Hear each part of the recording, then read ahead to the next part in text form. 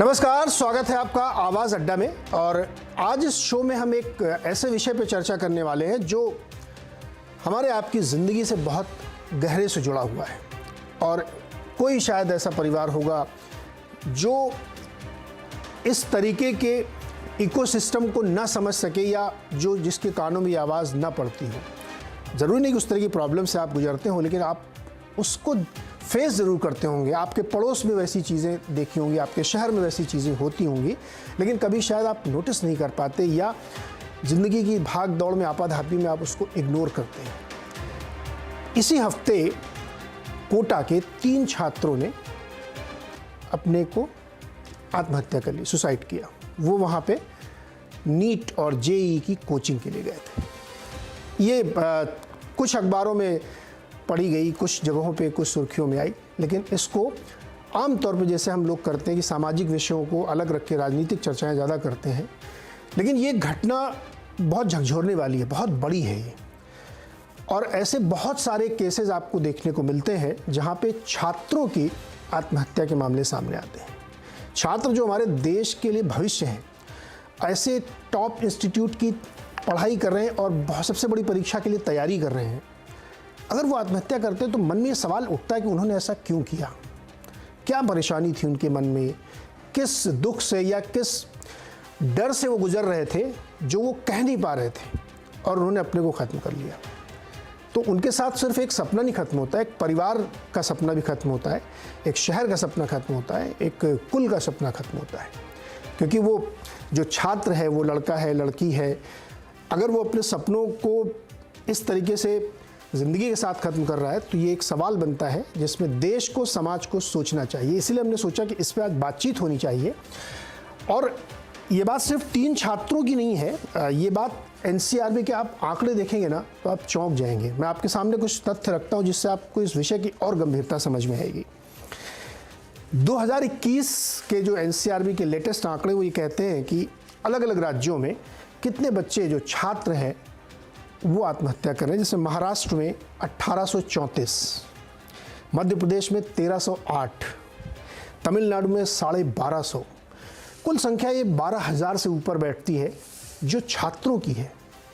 ये संख्या लगातार बढ़ रही है। अगर आप साल के हिसाब से देखेंगे तो 2017 में ये 9,905 थी, जो 18 में 10,000 पार कर गई, 2019 में 10,350 पहुँच गई, 2020 में 12,526 और 2021 में 13,089। लगातार ये संख्या बढ़ रही है। तो ऐसे बड़े शहरों के बच्चे हों या छोटे शहरों के बच्चे हों, वो अगर ये कर रहे हैं तो हम इस पे चर्चा करना चाहते हैं। और हम उन लोगों से बातचीत करना चाहते हैं जो इस प्रोसेस के साथ जुड़े हुए हैं, जो ऐसे संस्थानों के या तो अध्यापक हैं, या संस्थान चलाते हैं, या संस्थान से किसी भी प्रकार से जुड़े हुए हैं, और इसको कैसे टैकल किया जाए। असली मकसद ये। यहाँ पे मैं एक डिस्क्लेमर दे दूँ कि ये चर्चा किसी शहर के, किसी संस्थान के, किसी टीचर के खिलाफ नहीं है, ये उनके नाम को मलाइन करने के लिए नहीं है, लेकिन चूँकि समस्या काफ़ी बड़ी है इसलिए हम इसको कर रहे हैं। तो ये बिल्कुल साफ़ होना चाहिए कि मैं किसी इंस्टीट्यूट या किसी संस्थान या किसी टीचर के खिलाफ ये चर्चा नहीं कर रहा हूँ कि उनकी वजह से ये हुआ होगा। इसमें पूरा समाज दोषी है कि हमने एक ऐसा इकोसिस्टम बनाया है जहाँ पे छात्रों को अपनी बात रखने की, बच्चों को अपने पेरेंट के साथ बात रखने की मुश्किल आती है। तो इसी पर हम आज बातचीत करेंगे। हमारे साथ बातचीत करने के लिए जो पैनल है मैं आपसे उनका परिचय करा देता हूँ। मेरे साथ सुपर 30 के फाउंडर आनंद कुमार जी हैं। आप सब आनंद कुमार को बहुत अच्छे से जानते हैं। एक ऐसा इंस्टीट्यूट उन्होंने चलाया, ऐसी मिसाल कायम की जहाँ पे बहुत ही गरीब बच्चे आए और उन्होंने सफलता के झंडे गाड़ दिए। तो आनंद जी से हम लोग बातचीत करेंगे।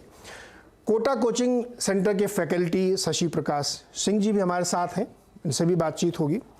माइंडफुल गुरुकुल के CEO डॉक्टर चिराग जैन मेरे साथ स्टूडियो में है, जो स्टूडेंट्स के साथ, उनके ग्रुप के साथ डील करते हैं, प्रोफेशनली डील करते हैं, समझने की कोशिश करते हैं कि उनके दिमाग में क्या चल रहा है और गड़बड़ कहाँ हो रही है। तो डॉक्टर चिराग से भी बातचीत होगी। इसके साथ ही रेजोनेंस कोचिंग के वाइस प्रेसिडेंट नीलेश गुप्ता जी हैं। ये कोचिंग कोटा में ही है, बहुत प्रतिष्ठित और काफ़ी बड़ी कोचिंग है। इसके साथ ही मधुकर रेनबो हॉस्पिटल के मनोचिकित्सक डॉक्टर शबीउल्लाह सैयद भी हमारे साथ हैं। आप सबका बहुत बहुत स्वागत है इस चर्चा में। बहुत दुख होता है, बहुत मन में गुस्सा, क्षोभ भी होता है कि ये घटनाएं क्यों हो रही हैं और इसके लिए जिम्मेदार कौन है? तो मुझे लगता है कि हम उस व्यक्ति से पूछे जो उस शहर को बिलोंग करता है। नीलेश गुप्ता जी, ये जो घटना हुई कोटा में 3 छात्रों को हुई, हमने बीच बीच में हम लोग सुनते रहते हैं कि आईआईटी में पढ़ने वाले भी छात्र कई बार ऐसी दुर्भाग्यपूर्ण घटनाएं उनके बारे में भी सुनने को मिलती हैं। क्या रीज़न आपको लगता है, क्यों ऐसा होता है? ये क्यों करते हैं बच्चे ऐसा? देखिए, ये बड़ी दुखद घटना है। किसी एक बच्चे की भी जान जाए, भले वो नीट की तैयारी कर रहा हो, आईआईटी की तैयारी कर रहा हो, या मेडिकल कॉलेज में पढ़ रहा हो, या आईआईटी में पढ़ रहा हो, जान कहीं भी जाती है तो बड़ी दुखद घटना होती है। और मुझे एक चीज जो लगती है कि जैसे कि आपने बोला कि पेरेंट्स एक अपब्रिंगिंग भी यहाँ पर एक मुझे लगता है कि काफी बड़ा रोल प्ले करती है, क्योंकि प्रेशर और टेंशन थोड़ी थोड़ी तो सब जगह रहती है, जॉब में भी रहती है, पढ़ाई में भी रहती है। और कैसे बच्चा की अपब्रिंगिंग हो रही है, क्योंकि आजकल पहले वो एक जमाना था जब हम बच्चों को डांट देते थे, तो ना कभी कभार उनके कान भी पकड़ देते थे। लेकिन आजकल बच्चों को जो जिस तरह से अपब्रिंगिंग हो रही है, जिस तरह से उनकी पैम्परिंग हो रही है, तो कई बार बच्चा थोड़ी सी भी टफ सिचुएशन को या वो मेरे ख्याल से हैंडल नहीं कर पाता, और उस समय वो एक भावावेश में आके इस तरह के स्टेप्स ले लेता है। तो ये एक अपब्रिंगिंग से रिलेटेड भी एक चीज है जिसको हमें देखने की जरूरत है।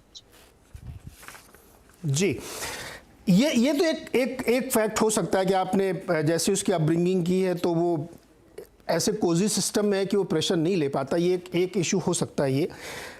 लेकिन इस पर्टिकुलर केस में जैसे कि हम सिचुएशन देख रहे हैं, आनंद सर आपसे सवाल है ये मेरा, आप भी ऐसे बहुत सारे छात्रों के संपर्क में रहते हैं जो आपके साथ पढ़ने आते हैं और आप उनकी मानसिकता को बहुत अच्छे से समझ पाते हैं। क्या ये एक परफॉर्मेंस प्रेशर है, बच्चे खुल के बता नहीं पाते हैं कि वो किस मानसिकता से गुजर रहे हैं, किस परेशानी से गुजर रहे हैं, या वो इंस्टीट्यूट की ओर से इतने प्रेशराइज कर दिए जाते हैं अपने पेयर ग्रुप के सामने परफॉर्म करने के लिए, या उनको कोई और ऐसी समस्या है जिसकी वजह से वो ये कदम उठाते हैं? क्या रीजन आपके हिसाब से लगता है? हमारे समझ से तो जो भी बच्चे आईआईटी या नीट की तैयारी करते हैं तो समाज में देखकर वो निर्णय लेते हैं। समाज में आज हमारे मध्यम वर्गीय परिवार में खासकर इंजीनियर बनने का सपना, आईआईटी करने का सपना, नीट करने का सपना लोगों में बहुत बड़ा होता है और इसे लोग बहुत बड़ी बात मानते हैं। इसलिए बच्चों के मन में ये भावना होती है कि मुझे आगे चल के अच्छा कंपटीशन को क्वालिफाई करना है। अब माता पिता भी शुरू से उसको बता रहे हैं कि बेटा तुमको बड़ा होके डॉक्टर बनना है, इंजीनियर बनना, अगर आईएएस भी बनना है तब भी तुमको आईआईटी करना वगैरह वगैरह। तो उनके मन में एक बात आती है। अब बच्चे का हो सके इंटरेस्ट किसी और फील्ड में हो, उसकी रुचि उस तरह के सब्जेक्ट में नहीं हो जो वो पढ़ना चाहता है, लेकिन सामाजिक और पारिवारिक दबाव में वो बच्चा एक बार सपना देखकर कोटा जाता है या किसी शहर में जाता है। वहां कोचिंग संचालक, सब कोचिंग वालों को मैं दोष नहीं दे रहा हूं, लेकिन ज्यादातर कोचिंग संचालक टेस्ट लेते हैं और टेस्ट लेने के बाद वो नहीं बताते इस बात को कि कौन फेल है कौन पास है, लगभग सबको एडमिशन दे ही देते हैं ज्यादातर लोग, क्योंकि ये सच्चाई है कि आज के तारीख में कोचिंग सेंटर में एक टारगेट होता है कि कितने बच्चों को लेना है और वो बच्चे योग हैं नहीं है, उनको करना चाहिए या नहीं चाहिए, ये दिखावटी बातें के लिए टेस्ट ली जाती है। ऐसी परिस्थिति में बच्चे तो चले जाते हैं, वहां पढ़ाई भी शुरू कर देते हैं, शुरुआती दौर में उनको अच्छा भी लगता है, लेकिन धीरे धीरे जब टेस्ट का सिलसिला जारी होता है, उनके मार्क्स कम आते तो उन पर दबाव बढ़ता है, वो अपने दोस्तों के बीच खराब महसूस करते हैं, अपने जीवन के प्रति निराश होते हैं और सबसे बड़ी बात है कि उनको लगता है कि मेरे माता पिता कर्ज लेकर बड़ी मुश्किल से पैसे का इंतजाम करके मुझे भेजा है, मैं क्या करूंगा। और हर तरफ से जब निराशा होती है, उन्हें कोई काउंसलिंग करने वाला नहीं होता है, कोई साथी डिस्कस करने वाला नहीं होता है, मन को हल्का कर दे ऐसी जगह नहीं होती है, तो अंत में ये अंधेरी गली में जाने का रास्ता अख्तियार करते हैं। तो आप ये कह रहे हैं कि एक तरीके से जो छात्र परेशान होता है उसमें कोचिंग इंस्टीट्यूट का भी एक योगदान है। मैं अगेन ये डिस्क्लेमर के साथ कह रहा हूँ कि किसी कोचिंग संस्थान का मैं नाम नहीं ले रहा हूँ, ना उनको मैं दोषी ठहरा रहा हूँ, लेकिन ये प्रेशर बिल्ड किया जाता है, परफॉर्म करना है आपको। अच्छा, एडमिशन तो दे दिया, क्योंकि पैसे भी चाहिए, फीस भी चाहिए, इतना बड़ा कैंपस बनाया तो उसको चलाने के लिए भर्ती करनी पड़ेगी, लेकिन सच का सामना होता है जब वो रियल फील्ड में आता है कि अब तो चूंकि IIT के एग्जाम में तो आपकी जुगाड़ चलेगी नहीं, वहाँ तो एडमिशन टेस्ट से ही मिलेगा। तो ये इंस्टीट्यूट की तरफ से भी प्रदर्शन रहता होगा क्या कि दबाव कि आपको परफॉर्म करना है? अच्छा, इसमें 2 बड़ी भारी सीरीज भी बनी है, कोटा फैक्ट्री के नाम से, और एक और सीरीज आई थी जिसमें ये दिखाया गया कि कैसे किस तरह के कॉम्पिटिशन्स वहाँ पे हैं और उसका अंतिम परिणाम छात्र भुगतता है। आनंद जी। जी जी जी, सही बात है। कोचिंग, देखिए फिर हम एक बार बोल रहे हैं, किसी कोचिंग सेंटर को टारगेट करने का मेरा उद्देश्य नहीं है, लेकिन ये सच है, इसको झुठलाया नहीं जा सकता है। कोई देखिए, किसी बच्चे की जिंदगी, उसका भविष्य संवारने के लिए बहुत सारी व्यवस्थाएं होनी चाहिए। जो बच्चा टेस्ट में मार्क्स कम ला रहा है उसकी काउंसलिंग होनी चाहिए, उससे बातचीत होनी चाहिए। मनोवैज्ञानिक हमारे इस टीम में आज के शो में बैठे हुए वो ज्यादा अच्छा बता पाएंगे, उसका काउंसलिंग। क्योंकि जब बच्चा टेस्ट में कम नंबर लाता है तो उसमें भी 2 तरह के बच्चे होते हैं। एक बच्चा और पढ़ाई छोड़ देता है और मस्ती करने लगता है, लेकिन एक बच्चा गुमसुम रहने लगता है, लोगों से कटने लगता है, बातों करने से घबराने लगता है। तो ऐसे बच्चों को मॉनिटर करने की व्यवस्था किसी सेंटर पर नहीं है। जो बच्चा अच्छा मार्क्स ला रहा है, बहुत अच्छा कर रहा है, वो सुसाइड नहीं करता है, आमतौर पर यही देखा जाता है। तो इस तरह की मॉनिटरिंग की एक सिस्टम जरूर होनी चाहिए। और जो बच्चा अच्छा नहीं कर रहा है, और बड़ा इंपॉर्टेंट बात आखिरी में इस डिस्कशन के अभी मैं बोल रही इस सवाल के जवाब में, कि जो बच्चा अच्छा नहीं कर रहा है उसको चाहिए कोचिंग सेंटर्स को 2-3 टेस्ट के बाद ऑब्जर्व करके एक ऑफर देने का कि भैया 10%, 12% या जो भी व्हाटएवर, आप पैसे लेके वापस जा सकते हैं, ताकि बच्चा तनाव मुक्त होकर जा सके। बहुत बार चूंकि बच्चा पैसा दे देता है और लगता है कि अब पैसे नहीं लौटेंगे, इसलिए भी बेचारा तनाव में रहता है। नीलेश जी, आप इस पर कुछ कमेंट करना चाहते हैं?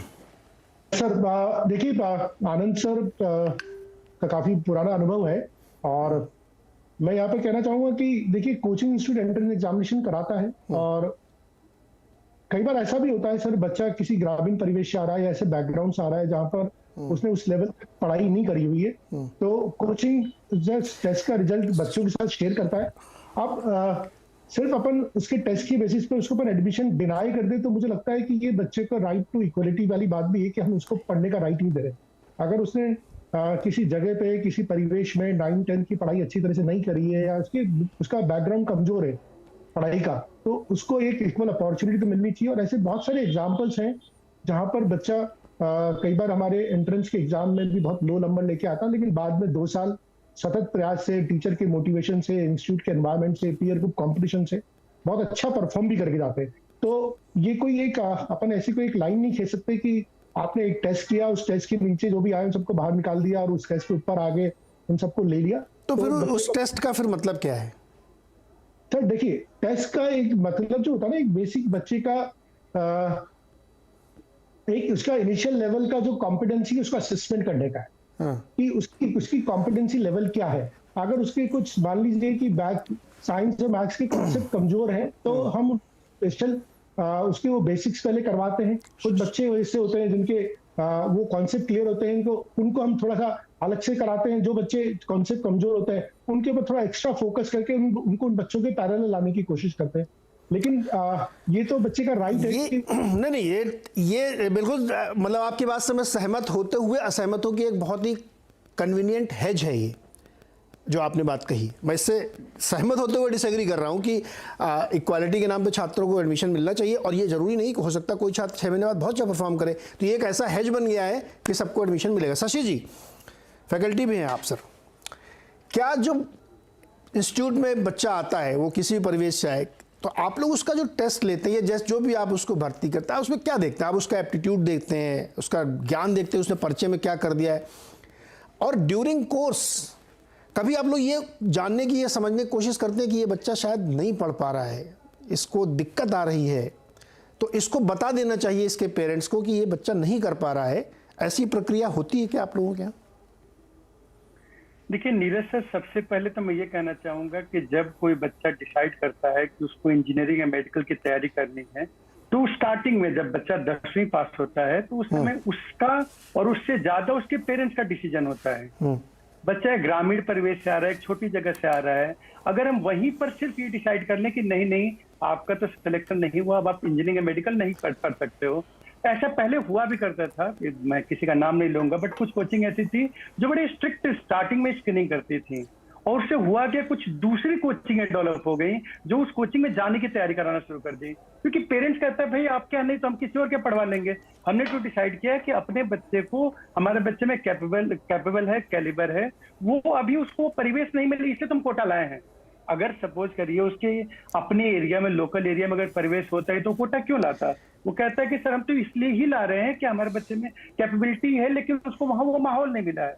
तो पहली चीज तो ये कि स्टार्टिंग में हम बच्चों को ये डिसाइड कर दें कि नहीं वो कौन सा बच्चा है, तो फिर तो नीट या आईआईटी की एंट्रेंस का मतलब ही नहीं रहा, क्योंकि हमने स्टार्टिंग में जज कर दिया कि ये वाला बच्चा ही कैपेबल है, तो दूसरा नहीं। रही बात, हाँ, जो दूसरी बात आप कह रहे हैं कि ड्यूरिंग द प्रिपरेशन, क्योंकि हम लॉन्ग टर्म कोर्सेस हैं, 2 साल की या 1 साल की जो बच्चा पढ़ाई करता है, वो एक लंबी जर्नी होती है जिसमें एकेडमिक में बहुत सारे अप्स एंड डाउन्स बच्चे के आते हैं, वो समय समय पर डिपेंड करता है। तो हाँ, ड्यूरिंग द कोर्सेज कंफर्म है बच्चों की एनालिसिस होती रहती है, ये बिल्कुल है, बच्चों के प्रॉपर डिस्कशन होते हैं। इसके अलावा मैं कोचा की सारी कोचिंगों के बारे में बता सकता हूँ कॉन्फिडेंटली, जितने बड़े कोचिंग हैं सबके यहाँ काउंसलर्स हैं, सबके यहाँ पे काउंसलर अवेलेबल है।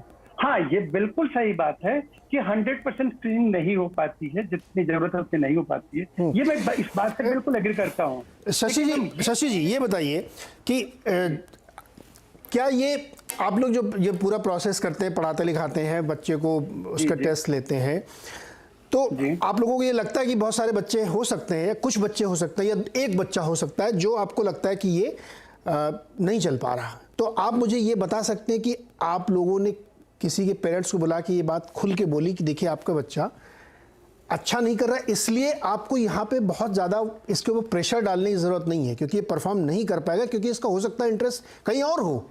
ये आप लोग बोलते हैं किसी पेरेंट्स से कि नहीं नहीं नहीं हम क्यों बोले, हमारा तो स्टूडेंट, हमको फीस मिल रही है, हमें क्या जरूरत है बोलने की? ऐसा आपने आज तक कभी किया? आपके नहीं, देखिए, जो बिल्कुल जब पीटीएम्स होते हैं वहाँ पे पीटीएम पे पूरी कंप्लीट एनालिसिस दिखाई जाती है, और पेरेंट्स आते हैं जब पीटीएम्स यहाँ पर होते हैं, स्पेशली जो मिड टर्म ब्रेक होते हैं उसमें पेरेंट्स ज्यादातर आते हैं, और वहाँ पे एनालिसिस होती है कि हाँ भाई जो 6 महीने में बच्चे, क्योंकि एक टेस्ट में एनालिसिस करना भी गलत होता है, बट 6 महीने में जो 7-8 टेस्ट हुए, 10 टेस्ट हुए, इसमें बच्चा कैसा परफॉर्म कर रहा है, तो उसके अकॉर्डिंग दिखाया जाता है, और पेरेंट्स और पर्टिकुलर इंस्टीट्यूट दोनों डिसाइड करते हैं। और कई बार मतलब मैं बताऊं कि अगर आप बोलेंगे तो 10% से ज्यादा बच्चा ऐसा होता है जो पेरेंट्स के साथ या खुद की मर्जी से वो उसके बाद विड्रॉ भी कर लेता है कि आगे की सर हम कंटिन्यू नहीं करना चाहते हैं।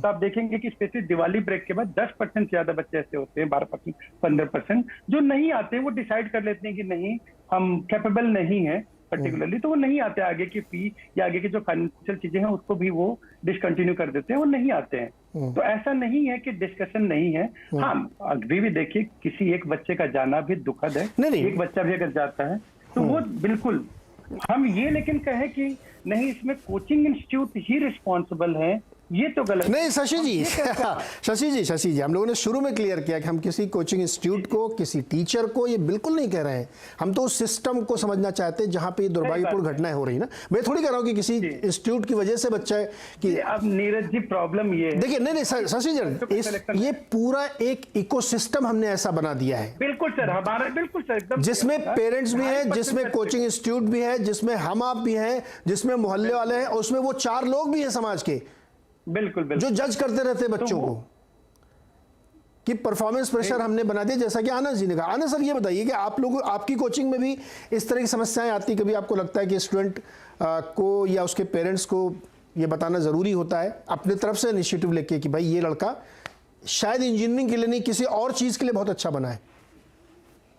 जी बिल्कुल, हम कॉल करते हैं अगर किसी के पर्टिकुलर मार्क्स जो होते हैं वो बहुत ज्यादा कम आ जाते हैं, पहली चीज ये, या दूसरी चीज होती है कि बच्चा एब्सेंट होना शुरू हो जाता है। दोनों ही केस में उनको इन्फॉर्म किया था। अगर एक्सेसिव, जैसे अगर आप, ये सवाल आनंद जी से पूछा है। शशि जी ये सवाल मैंने आनंद जी से पूछा। आनंद सर आपके यहाँ? आई एम सॉरी जी जी क्या सवाल था फिर से? सवाल मेरा ये है कि क्या आपके इंस्टीट्यूट में भी आप ऐसा करते हैं कि कई बार हो सकता है कि छात्र आ गया है, शुरू में लग रहा था कि बहुत अच्छा करेंगे, लेकिन आप मुझे लगता है कि उसका इंटरेस्ट किसी और चीज़ में है, वो इंजीनियरिंग के लिए नहीं, वो आर्ट बनाने के लिए बना है, तो आप लोग ये इनिशिएटिव अपनी तरफ से लेते हैं कि पेरेंट्स को बताएं कि इस बच्चे को आप विड्रॉ कर लीजिए, वरना यहाँ पे कुछ परफॉर्म नहीं कर पाएगा, बेमतलब में फ्रस्ट्रेट हो जाएगा?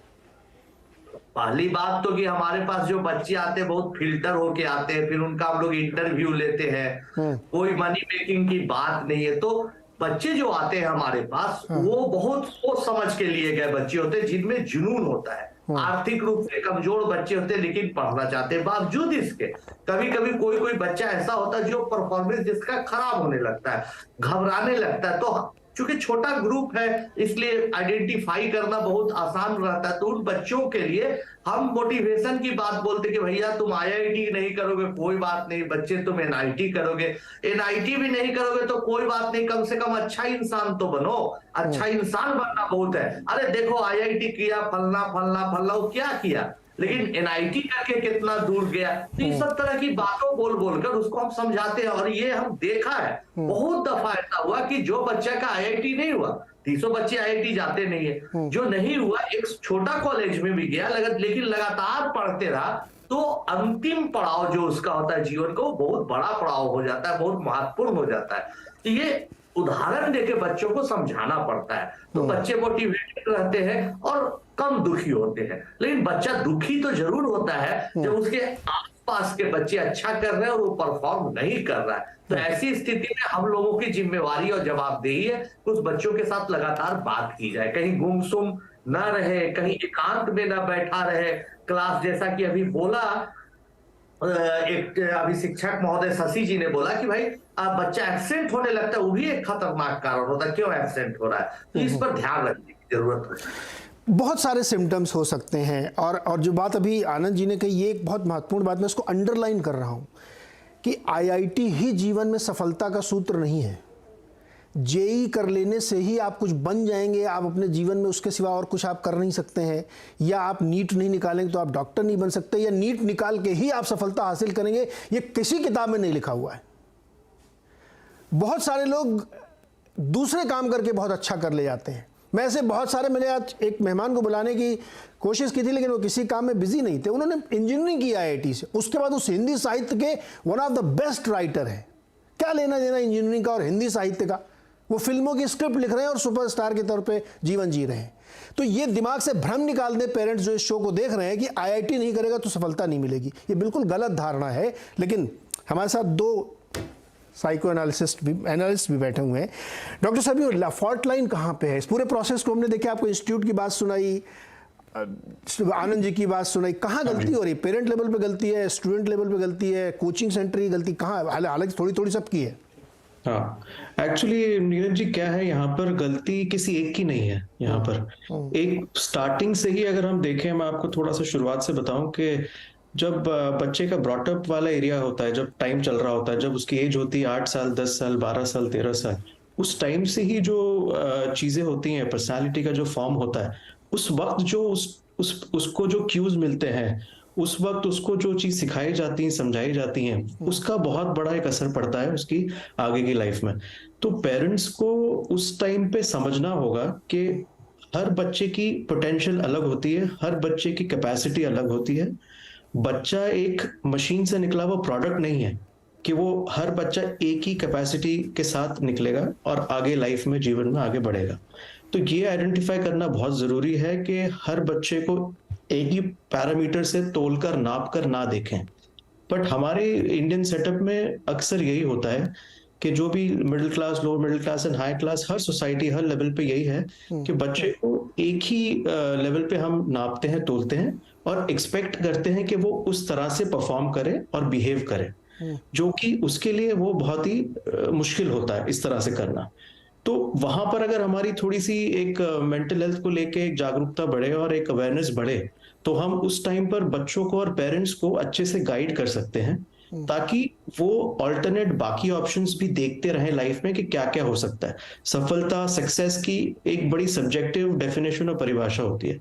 तो कोई डॉक्टर बन जाना या इंजीनियर बन जाना ही सफल होना या का कोई परिणाम या कोई उसका वो नहीं है कि सफल हो गया आप बहुत सारी चीजें कर सकते हैं जिसके थ्रू आप एक सक्सेस गेन कर सकते हैं, और वो बहुत इंपॉर्टेंट है हमें समझना। एक तो ये हो गया कि उस टाइम पर 13, 14, 15 साल की उम्र में जब ये बच्चे होते हैं तब गाइडेंस प्रॉपर मिले, पेरेंट्स को भी काउंसलिंग हो और बच्चों की काउंसलिंग हो, एक ये इंपॉर्टेंट है। दूसरा एक बहुत इंपॉर्टेंट फैक्टर ये होता है कि सोसाइटल प्रेशर की वजह से पेरेंट्स भी लाचार होते हैं और वो बच्चे को सिर्फ फोर्स करते हैं कोचिंग सेंटर एंटर करने के लिए। तो कोचिंग सेंटर तो एंटर कर जाते हैं वो कुछ बच्चे, लाखों बच्चे एग्जाम में बैठते हैं एंट्रेंस के कोचिंग के, उसमें से कुछ हजार बच्चे सिलेक्ट होते हैं, कुछ 100 बच्चे जो हैं वो आगे अपनी ट्रेनिंग लेते हैं अगले 2 सालों के लिए, 11th और 12th की यूजुअली। कुछ बच्चे फाउंडेशन कोर्स के में पहले ही एंटर हो जाते हैं। तो उस टाइम पे कोचिंग इंस्टीट्यूट की फिर एक रोल आता है कि वो थोड़ा सा, अगर एक कुछ वार्निंग साइंस उनको बच्चों में दिख रहे हैं, कुछ जैसे सुसाइड के कुछ वार्निंग साइंस की मैं बात करूं आपसे, तो वो अगर उन्हें दिखें तो वहां पर वो आइडेंटिफाई करके पेरेंट्स को इन्फॉर्म करें और एक अप्रोप्रिएट साइकोलॉजिकल हेल्प जो है, मेंटल हेल्थ की जो हेल्प है वो उस वक्त मिल जाए, तो हम इस तरह की घटनाओं को जो है प्रिवेंट कर सकते हैं।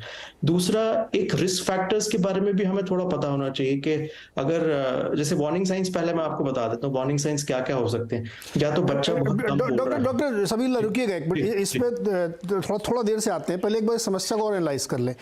डॉक्टर चिराग, आप तो बहुत सारे छात्रों से मिलते रहते हैं, पेरेंट्स से मिलते रहते हैं, ये जो घटना अभी घटी है ये एक ट्रिगर पॉइंट है जिसकी वजह से हम लोग बातचीत करें। ऐसी घटनाएं अक्सर अखबारों में पढ़ते हैं, और मैं तो ये कह रहा हूं कि कोटा के 3 छात्रों ने आत्महत्या की, आईआईटी के अंदर लोगों ने आत्महत्या की है। करेक्ट। उनको कौन सा एंट्रेंस एग्जाम पास करने का प्रेशर था, लेकिन उनके अंदर भी परफॉर्मेंस प्रेशर रहा होगा, या कोई और साइन रहा होगा, या वो किसी समस्या से जूझ रहे थे। अब आप बताइए कि ये जो पूरी सिचुएशन बन रही है, इसमें पेरेंटिंग गड़बड़ है हमारी, या कोचिंग इंस्टीट्यूट पूरी तरीके से बिजनेस ओरिएंटेड, उनको कोई लेना देना नहीं है, आप उनके लिए एक प्रोडक्ट हैं, करोड़ों के पैकेज दिए जा रहे हैं टीचरों को। करेक्ट। और बड़ी बड़ी हेडलाइन में हम लोग खबर छापते हैं कि इतने करोड़ों का पैकेज टीचर सर आपको मिला क्योंकि वो फिजिक्स पढ़ाएंगे। करेक्ट। ये क्या हो रहा है? देखिए, जब कोई बच्चा सुसाइड करता है तो वो लास्ट ऑप्शन होता है उसके पास। मतलब उसने जैसे डूबते को तिनके का सहारा, तो उसके पास तिनका भी सहारा पे नहीं है, तो किसी एक को ब्लेम करना वो सही नहीं। इसमें सब इन्वॉल्व है, कहीं किसी का कुछ और रोल है। जैसे हम पेरेंट्स की बात करें तो पेरेंट्स ने उसको ज़्यादा ऑप्शन दिए नहीं है कि आपको आईआईटी करना है, अगर आप आईआईटी ही करना है, अगर आईआईटी आप नहीं क्लियर करते हो तो आपको ये होगा, मैंने फलाना लोन लिया है। तो इस चक्कर में बच्चे के पास ऑप्शन कम हो जाता है। अगर आप कोचिंग इंस्टीट्यूट करो तो अगर बच्चा परफॉर्मेंस नहीं, अगर वो नहीं कर पा रहा है तो वो आइडेंटिफाई करके उनको कहना कि आप ये कोचिंग नहीं और छोड़ दो, उनके लिए भी एक मुश्किल वाली बात हो जाती है टू फेस द पेरेंट। क्योंकि जब उन्होंने दिया होता है एडमिशन तो कहा कि मैं आईआईटी करके ही बच्चा आईआईटी करेगा, और अगर आप वो स्टेज पे अगर उसको बोल दो कि नहीं या अभी आप छोड़ दो, तो उनके लिए भी बहुत मुश्किल है, प्रैक्टिकली नॉट पॉसिबल है, और वहाँ दोनों को ब्लेम कर सकते हैं। तब बच्चे काफ़ी बार ये साइंस देते हैं। अब ये 3 बच्चे जो हमारे पास सामने दिख रहे हैं, it's a very sad thing, बहुत दुख की बात है, लेकिन इसके पीछे कितने और बच्चे होंगे जो वो फेज से गए होंगे। ये एक सडन डिसीजन नहीं लिया है, ऐसा नहीं कि अचानक कोई दुख आया और उन्होंने सुसाइड किया। ये एक सोचा हुआ 3, 4, 5 महीने का उनका जो फ्रस्ट्रेशन होगा, तब जाके ये चीज़ हुई है। तो ये हमें समझना बहुत ज़रूरी है, और इसके लिए मेंटल अवेयरनेस बहुत ज़रूरी है कि समझना कि ये जो प्रॉब्लम बच्चा फेस कर रहा है और हम ओपनली उसको देखें। ये नहीं कि भाई जितना चाबुक मारोगे तो घोड़ा ज़्यादा दौड़ेगा, जितना उस पर प्रेशर डालोगे, जितना आप उसको बोलोगे कि आपको करना है, तो वो ज़्यादा बेटर परफॉर्म करेगा। वो एटीट्यूड, वो सबसे ज़्यादा बड़ी प्रॉब्लम है। तो अवेयरनेस बहुत ज़रूरी है कि अगर बच्चा नेगेटिव साइंस, अवेयरनेस जो हम लोग कह रहे हैं, इसमें कहाँ से वो चीज़ लाई जाए? क्या बचपन से ही हम लोग, ये गलत है कि जैसे अभी हम लोग चर्चा भी कर रहे थे कि माता पिता क्या कहते हैं कि अच्छा ठीक है अभी तुम जाके खेल लो, लेकिन लौट के आके होमवर्क करना, ये जो आखिरी में एक लाइन जोड़ देते हैं ना, ये क्या है? तो ये आपको आइडेंटिफाई करना है कि ये 1 बार कर रहा है, 2 बार कर रहा है, आपको नोटिस करना पड़ेगा कि ये रिपीट हो रहा है तो बच्चा नहीं कर पा रहा है।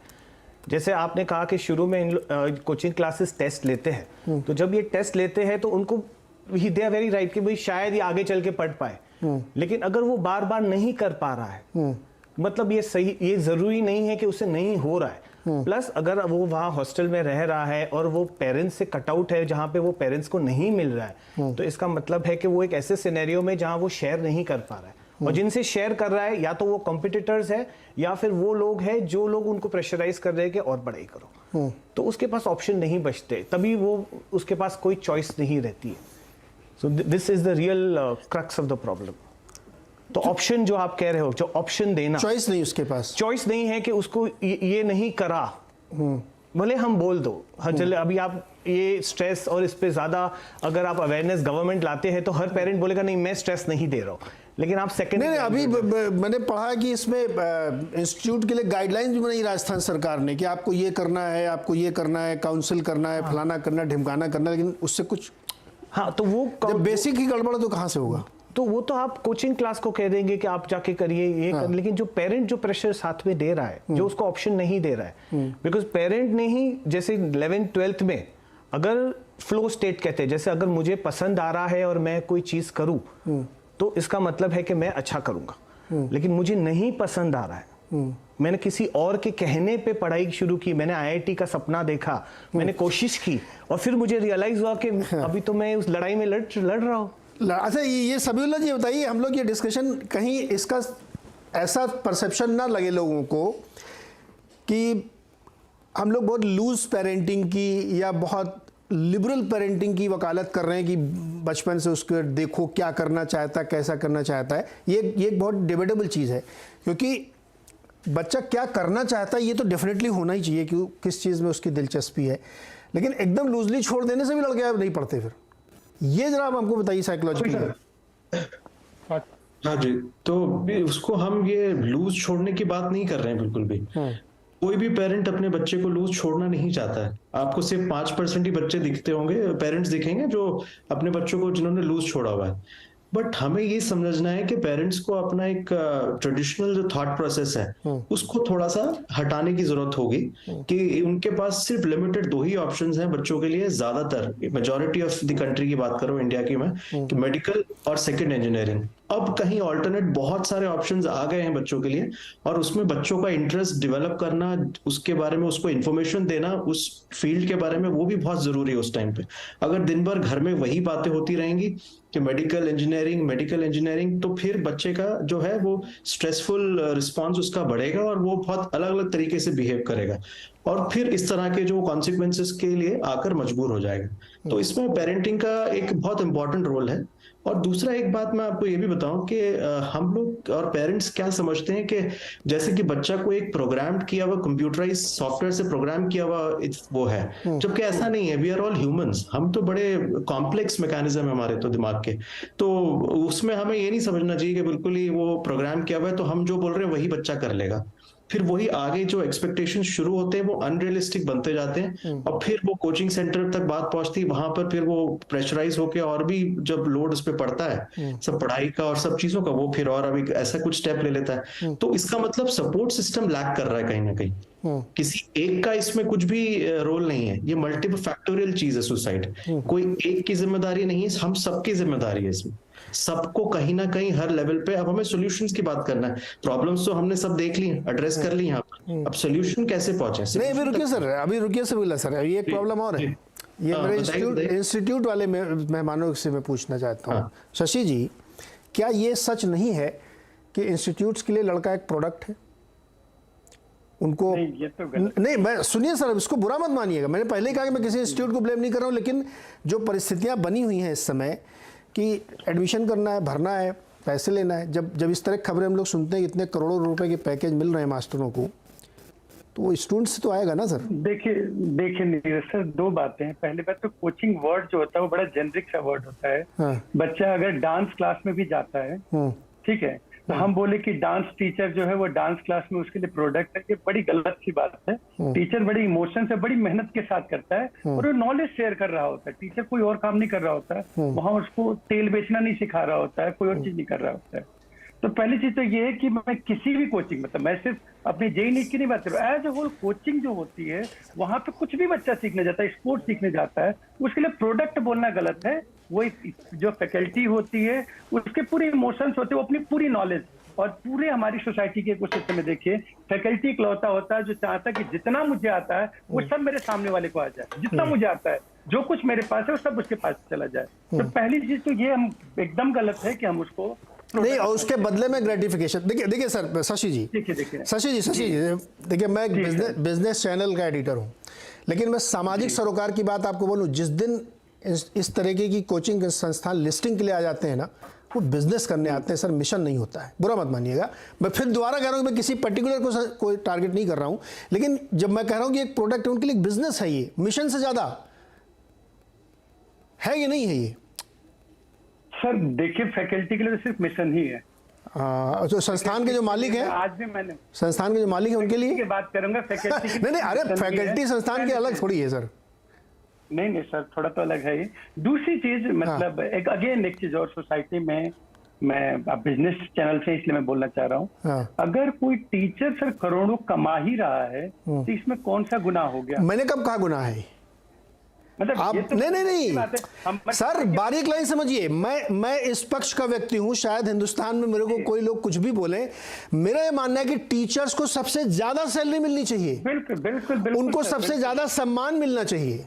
लेकिन ये एक बहुत ही चिरंतन काल की बहस शुरू हो जाएगी कि उनको पैसे नहीं मिलते हैं इसलिए वो पढ़ाते नहीं। ये सब मैं इस बहस में नहीं जाना चाहता हूं। मैं खुद इसका पक्षधर हूं कि टीचर जो है समाज के लिए प्रोडक्ट तैयार करता है। प्रोडक्ट शब्द में इसलिए यूज करो, उसको आप पर्सनली मत लीजिए। वो समाज के नए लोगों को तैयार करता है तो उसको सैलरी मिलनी चाहिए। लेकिन जिस तरीके से व्यवसायीकरण हुआ है इंस्टीट्यूट्स का, कोचिंग इंस्टीट्यूट्स का, बिजनेस के तौर पे डील कर रहे हैं सर, ये कड़वी सच्चाई से इनकार थोड़ी कर सकते। नीलेश गुप्ता जी, बिल्कुल नहीं सर, ये सही बात है कि एज अ होल व्यवसायीकरण हुआ है। तो मैं वही तो कह रहा हूं सर, और मैं क्या कह रहा हूं? नीलेश जी आप बताइए, आप बताइए। ये आलोचना स्वीकार करनी चाहिए। सर आपकी आवाज थोड़ी सी ब्लड, दोबारा बोलेंगे सर? मैं ये कह रहा हूं कि संस्थान इस आलोचना से बच नहीं सकते कि वो जो कोचिंग संस्थान चला रहे हैं वो उनके लिए एक व्यवसाय ज्यादा है। सर देखिए, over a period of time मैं मान सकता हूं आपकी बात को, लेकिन जो भी कोटा में कोचिंग संस्थान शुरू हुए हैं वो सब बहुत मॉडेस्ट बिगिनिंग हुई है। किसी ने 2 बच्चों से पढ़ाना शुरू किया, किसी ने 5 बच्चों से पढ़ाना शुरू किया, और धीरे धीरे एक पढ़ाने में जो उनकी मेहनत थी, टीचर्स ने पढ़ाने का भाव था, वो सर्विस का भाव था। और यही एक रीजन था कि कोटा एक इतनी बड़ी इंडस्ट्री बन के उभरा है कोचिंग की। और ऑब्वियसली जब इतने सारे बच्चे आ रहे हैं और इतना सारा जब यहाँ पर इतने सारे बच्चों के लिए इतनी सारी सर्विसेज यहाँ पर डेवलप होगी तो एक बहुत बड़ा व्यापार का केंद्र तो हो ही गया है कोटा, उसमें तो कोई अतिशयोक्ति नहीं है, ठीक है। लेकिन अभी भी जो टीचर्स है सर, उनका क्योंकि मैं टीचर्स के बीच में रहता हूँ और टीचर्स को जो पढ़ाने का भाव है वो जबरदस्त है, ठीक है। टीचर कभी ये नहीं सोचता कि मेरे को कितना मिल रहा है, वो उसकी एक क्लास के बाहर जरूर वो कंपैरिजन करता है, लेकिन क्लास के बाहर टीचर बच्चों को बिल्कुल मोटिवेट करके रखता है। और यहाँ पर एक्चुअल रीजन जो है ना सर, ये जो इस तरह के इंसिडेंट्स होते हैं, इसका मैं आपको रीजन बताता हूँ सर। जब बच्चा यहाँ पर आता है तो बहुत जबरदस्त मोटिवेटेड आता है, लेकिन धीरे धीरे जब पढ़ाई टफ लगती है तो कुछ बच्चे तो कोप अप कर लेते हैं, लेकिन कुछ बच्चे क्लासेस को बंक करना शुरू कर देते हैं, टेस्ट को बंक करना शुरू कर देते हैं। पेरेंट्स के पास मैसेज भी जा रहे होते हैं, कॉलिंग भी जा रही होती है कि सर आपका बच्चा लगातार क्लास अटेंड नहीं कर रहा, आप आइए मिलिए। कई बार पेरेंट्स भी अपने कामों में व्यस्त रहते हैं और ऐसा बच्चा डिस्ट्रैक्ट हो जाता है। कई बार वो मोबाइल पे बहुत ज्यादा समय बिता रहा होता है, कई बार इधर उधर घूमने में ज्यादा समय बिता रहा होता है, या कोई और तरह की उसको है ना लत लग जाती है। और ऐसे समय में जब बच्चा एक विशेष साइकिल में चला जाता है और जब एक दिन अब उसके माँ बाप भी उससे बात कर रहे होते हैं तो बच्चा अपने पेरेंट्स से ही बात करना बंद कर देता है, क्योंकि पेरेंट्स भी जनरली पहली चीज जो पूछते हैं तेरे टेस्ट में नंबर कितना आए, तू कोचिंग गया नहीं किया। तो कई बार बच्चा भी अवॉइड करने लग जाता है, बिकॉज माँ बाप भी क्या करते हैं कि इनडायरेक्टली बच्चों को यही बोलते हैं बेटा देख तेरी पढ़ाई पे बहुत खर्च हो रहा है, तू ध्यान से मन लगा के पढ़ाई करना। तो मालूम पड़ रहा है कि वो बच्चा तो 5-7 दिन से कोचिंग ही नहीं जा रहा। तो आपको बच्चे को ऐसे चैनल देने पड़ेंगे ताकि वो बच्चा खुल के बिना डरे एक्सप्रेस सके। दोनों लोगों को सर, दोनों लोगों को। मैं इसीलिए तो मैंने कहा कि आप देखा, आपने खुद ही कहा कि एक इंडस्ट्री बन गई है, इसमें कोई शर्म की बात नहीं, इंडस्ट्री तो है ही। लेकिन जो बात आपने कहा ना कि एक ओपननेस, एक चैनल मिलना चाहिए, वो दोनों साइड से होगा। क्योंकि माता पिता के प्रेशर की वजह से उनको अपने बच्चे में प्राउड हो गया IITian बनेगा, इस वजह से तो वो कोटा ले आए, इसीलिए लाए ना वो कोटा। तो वो तो है ही जिम्मेदार कि उनको वो शर्मा जी को, वर्मा जी को जवाब देना कि मेरा लड़का भी IIT कर रहा है या करने वाला है या कोटा गया है, 4 लोगों को जवाब देना है समाज में। तो उनका प्रेशर तो है ही है, साथ में आप लोग भी उसमें सहभागी हैं कि आपने ले लिया है उसको। तो वार्निंग के साइंस जो भी मैं पूछने वाला हूं सैदुल्ला साहब से और चिराग जी से, वो आपको भी सुनने पड़ेंगे, क्योंकि माता पिता तो सुन नहीं रहे थे, उनको तो बचपन से IIT ही कराना था। आनंद सर, समस्या यहाँ पे थोड़ी थोड़ी अब खुल के आ रही समझ में कि माता पिता घेरे में आ रहे हैं इसमें, कि वहाँ से प्रेशर बिल्ड होता है और सामने कैश कर लिया जाता है कि अच्छा आप लेके आओ आप। आनंद सर। जी जी, देखिए आपका बोलना सही है। दरअसल में आप बहुत ध्यान से देखिए और ईमानदारी से सोचिए। हम बोल सकते हैं, हमारी इस डिबेट में शामिल लोग बोल सकते हैं, लेकिन सोचिए कि जिसके घर में एक नौजवान बच्चा जब चला जाता है, एक नौजवान, और अचानक चला जाता है, सडन उसके पास खबर आती है कि उनके बच्चे नहीं, तो उनके परिवार पर, उनके माता पिता और भाई बहनों पर क्या बीतता होगा, ये तो हमारे मनोवैज्ञानिक क्या सारे लोग जानते हैं कि बहुत खराब स्थिति होती है। दरअसल में अभी शशि जी ने बोला, हम उनका सम्मान करते हैं, लेकिन एक बात हम लोगों को समझना होगा कि जैसे पैसा कमाना कोई गलत काम नहीं। अगर कोई आदमी ईमानदारी से मेहनत करता है, इनकम टैक्स भरता है, तो उसको पैसा कमाने का हक है। लेकिन हर रिश्ता पैसे पर आधारित हो जाए तो खराब हो जाता है। तो गुरु शिष्य का रिश्ता में पैसा हावी नहीं होना चाहिए। हम लोग जब स्कूल में थे, समझने लायक ध्यान से बात है, स्कूल में थे पर चर्चा होती थी कि वाह हरिभूषण बाबू बड़ा अच्छा पढ़ाते हैं, क्या उनके पढ़ाने का तरीका है, समझा देते हैं। रणेंद्र बाबू तो मैथमेटिक्स बहुत अच्छी तरह से पढ़ाते हैं। तो ये सारी चीजें हम लोग चर्चा होती थी। लेकिन बाद में धीरे धीरे व्यवसायीकरण हुआ और कोचिंग सेंटर्स में, स्कूलों में चर्चा होने लगी कि रिजल्ट कितना है, किसका रैंक कितना है, किसका अच्छा कौन है। तो रैंक देने के चक्कर में, रिजल्ट देने के चक्कर में और मेहनत बढ़ गई लोगों की, शिक्षकों की, भाई रैंक इसको दिलाओ, ज्यादा से ज्यादा टेस्ट करो, ज्यादा से ज्यादा प्रेशर दो। जो अभी आपने बोला कि चाबुक मारो तो बच्चा घोड़ा दौड़ता, वैसी स्थिति आ गई। तो पहले पहचान होती थी शिक्षकों की कि भाई कितना अच्छा समझाते और पढ़ाते, फिर हुआ रिजल्ट। अब तो बदल गई है पहचान, कौन कितना बड़ा सेंटर है, कौन यूनिकॉर्न है, किसके पास कितने हजार करोड़ रुपया का व्यवसाय है, वो बड़ा है। बेचारा मास्टर जो दिल से पढ़ाता है, चाहे वो शशि जी हो या कोई भी, जो दिल से पढ़ा रहे हो, उनकी तो विसाखी खत्म हो गई। उनको कोचिंग संचालक कई ऐसे, मैंने जानकारी में हमारे, फोर्स करते, प्रेशर करते कि क्यों रिजल्ट खराब है, बच्चा पर प्रेशर बनाओ। बेचारा शिक्षक दब जाता है और उस मजबूरी में बच्चों पर प्रेशर भी बनाना उनकी मजबूरी हो जाती है। तो शिक्षक और शिष्य का जो रिलेशन है, वो रिलेशन कभी भी ऐसा नहीं होना चाहिए कि उसमें पैसा हो। अब भाई बहन में पैसा का रिलेशन हो जाए, माता पिता और बच्चों में पैसे का रिलेशन हो जाए, उस तरह से पवित्र रिश्ता है। बिल्कुल ये बात आनंद जी ने सही कही। जिस दिन किसी कोचिंग सेंटर के बाहर ये बोर्ड लग गया, टॉपर ऑल इंडिया रैंक के 6 लड़के हमारे यहाँ से, है ना, उस दिन आपने उसमें बिजनेस इन्वॉल्व कर दिया। बुरा मत मानिए, जो लोग सुन रहे हैं उनको बुरा मानना नहीं चाहिए, लग मेरा तो ठीक लग जाए थोड़ा सा, क्योंकि जैसे ही आप ये बोर्ड लगाने लगते हैं, या कोई टीचर कहे कि मेरे पढ़ाए हुए 6 लड़के IIT में हुए, हम तो टॉपर पैदा करते हैं, बिजनेस आ गया साहब वहाँ पे। ये आप जाने में कर रहे हो, अनजाने में कर रहे हो, हालांकि जान के ही करते हैं, ऐसा कुछ नहीं है, ये होता है व्यावसायिकरण। लेकिन जब मैं दोबारा कह रहा हूँ कि अब मैं जब अपने दोनों मनोचिकित्सकों के पास अगले सेगमेंट में बात करने वाला हूँ कि इन वार्निंग साइंस को आप पकड़िए, बच्चों के साथ बात करिए, क्योंकि तभी आप समझ पाएंगे। जो बच्चा चला गया ना, उसके परिवार के बारे में सोचिए आप कि एक किस दौर से वो गुजर रहे होंगे। छोटे से ब्रेक के बाद सैदुल्ला और चिराग से हम लोग समझने की कोशिश करेंगे कि वार्निंग साइंस क्या है, कैसे पकड़ें, और उसमें किसके किसकी जिम्मेदारी है कि वो वार्निंग साइंस देखे। स्वागत है एक बार फिर से आपका, और आज हम चर्चा कर रहे हैं कोटा फैक्ट्री। ये कोट अनकोट एक वर्ड है जो IIT और MBBS की कोचिंग के लिए जाना जाता है, और हाल ही में 3 छात्रों ने वहाँ जो पढ़ रहे थे, कोचिंग करने गए, तो उन्होंने आत्महत्या की, तो इसलिए ट्रिगर हुआ हम इस विषय को छेड़ने की कोशिश करें। समझ रहे हैं फैक्ट्री, ये मतलब जिसने भी वो सीरीज़ बनाई थी कोटा फैक्ट्री, नाम बहुत सोच के रखा था। चिराग जी बताइए कि अब इतना विश्लेषण तो हम लोगों ने कर लिया, आप और सैदुल्ला साहब की जिम्मेदारी है कि वो वार्निंग साइंस क्या है जिससे पहचाने माँ बाप। और उससे पहले थोड़ा ब्रीफली ये बताइए कि ये माँ बाप लोग जो हैं, मैं उनकी भी थोड़ी खिंचाई करना चाहता हूँ, ये बच्चों को ये क्यों नहीं समझते कि उनको क्या करना है, इसलिए उसको प्रमोट करें, रादर कि वो सुबह शाम IIT करो, JEE करो, MBBS कर लो, IIM जाना। मैं तो ऐसे बहुत लड़कों जाता हूँ जो IIM में नहीं एडमिशन पाए तो फ्रस्ट्रेशन में है बेचारे। करेक्ट। तो वार्निंग साइंस क्या है? जैसे मैंने आपसे लास्ट टाइम कहा था कि जब चॉइस नहीं है तब ये सब दिक्कत आती है। एक सिंपल से एग्जांपल दे दूं, सचिन तेंदुलकर अगर इंजीनियर बनने के पीछे दौड़े होते तो we would have lost a very big cricketer. देश का इतना महान क्रिकेटर नहीं मिलता।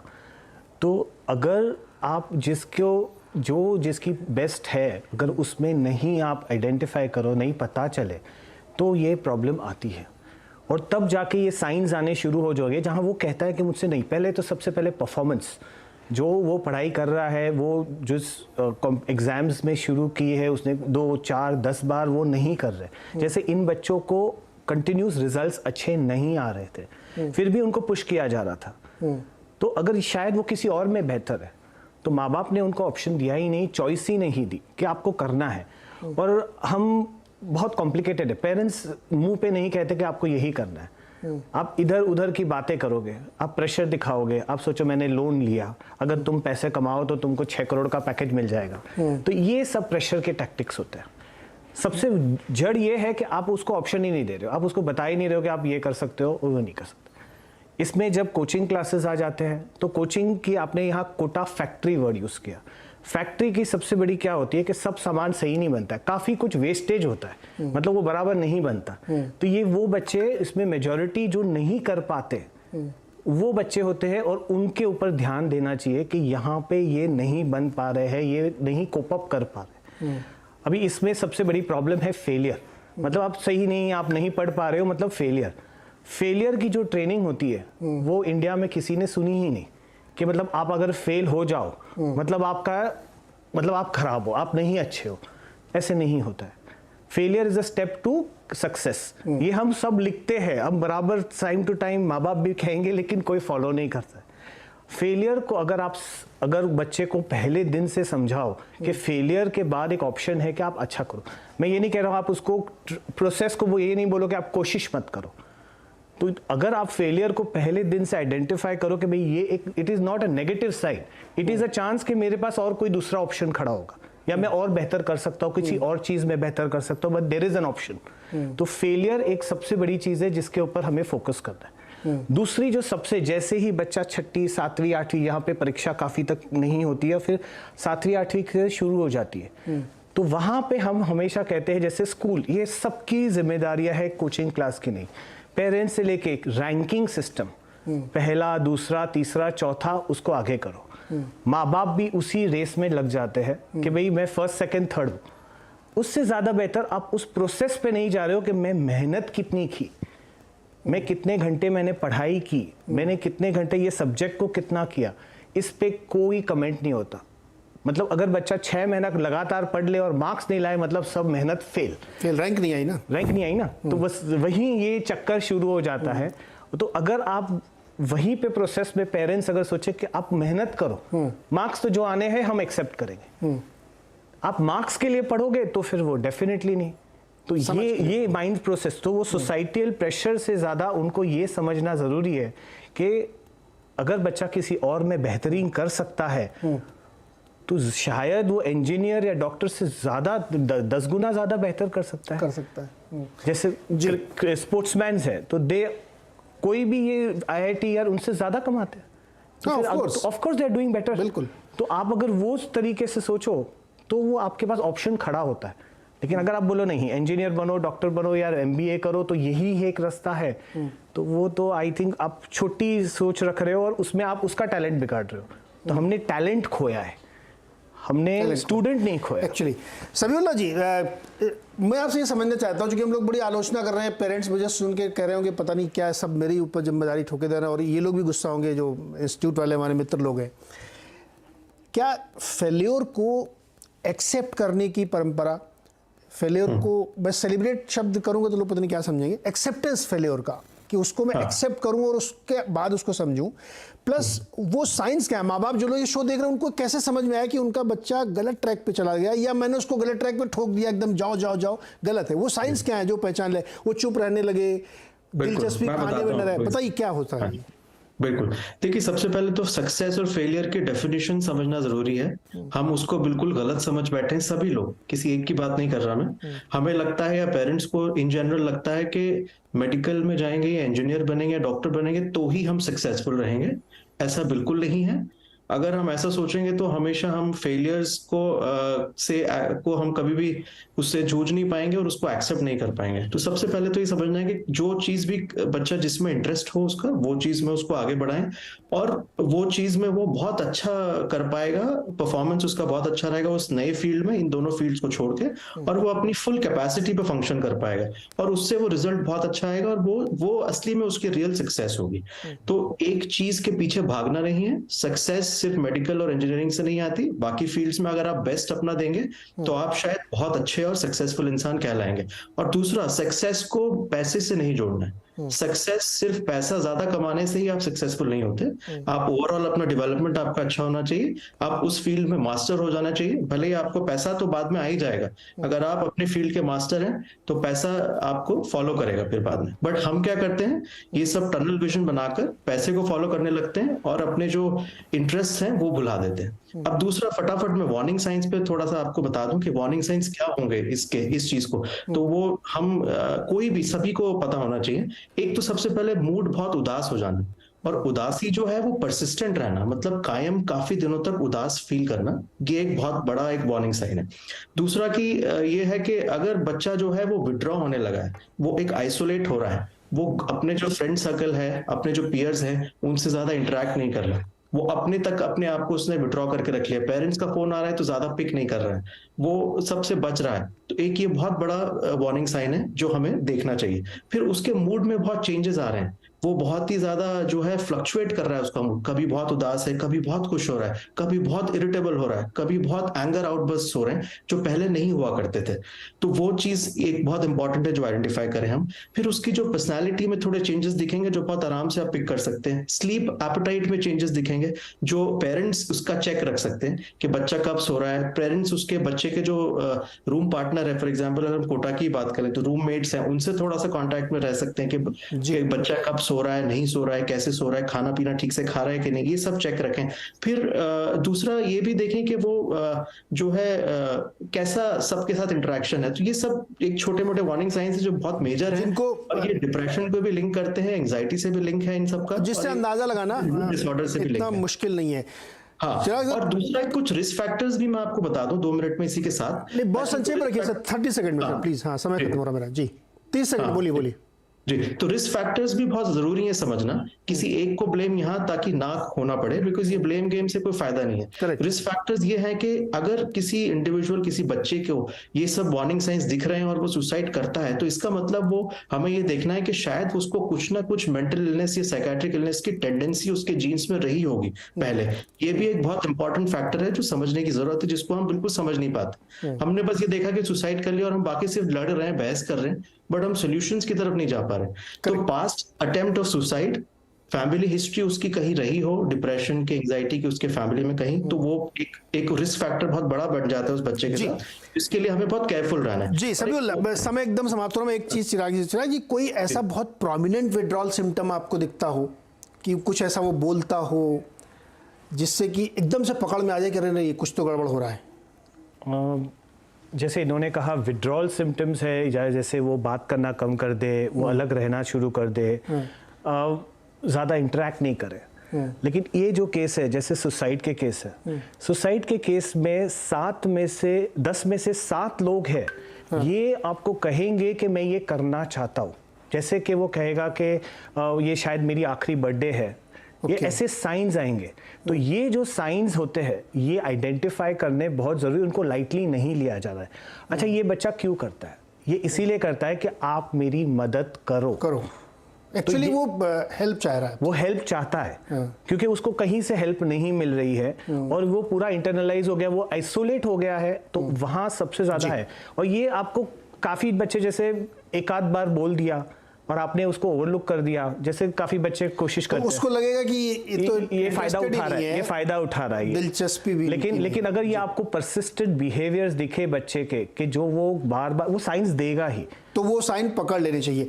ये चर्चा को यही मैं समाप्त करूंगा, समय है। आप सब लोगों ने बहुत अच्छे सुझाव दिए। इसमें कोई एक व्यक्ति को दोषी नहीं ठहराया जा सकता, ये पूरे सोसाइटी की जिम्मेदारी, जिसमें इंस्टीट्यूट भी शामिल है, टीचर भी शामिल है, पेरेंट्स भी शामिल है, और वो पड़ोसी 4 जिनको बहुत चिंता रहती है कि लड़का क्या कर रहा है, वो भी शामिल है इसमें। क्योंकि आप एक टैलेंट को एक बच्चे को वेस्ट कर रहे हैं। और पेरेंट्स के लिए मेरी तरफ से मैं ये कहना चाहता हूँ कि आप बात करिए बच्चों से, सिर्फ पढ़ाई और रिजल्ट की बात मत करिए कि आज होमवर्क किया, आज रिजल्ट कैसा आया, कल एग्जाम में क्या कर रहे हो, ये नहीं। उसको दुनिया के एक्सपोजर के बारे में बात करिए, तब वो आपसे कंफर्ट जोन में आएगा, खुल के बात कर पाएगा, अपनी समस्या बताएगा कि भैया मुझसे नहीं होगी जेई, मुझे कुछ और करने दीजिए, वरना ये समस्या बड़ी गंभीर होती जाएगी। आप सब लोगों का सर बहुत बहुत शुक्रिया। अगर किसी को मेरी बात बुरी लगी हो तो प्लीज़ बुरा मत मानिए, क्योंकि बहुत गंभीर समस्या है। टैलेंट हमारे देश के जो इस तरीके से जा रहे हैं उसको हमें रोकना है, और पेरेंट्स से खास निवेदन है कि अपने बच्चों को आप संभालिए और उनको समझने की कोशिश करिए। बहुत बहुत शुक्रिया हमारे साथ जुड़ने के लिए।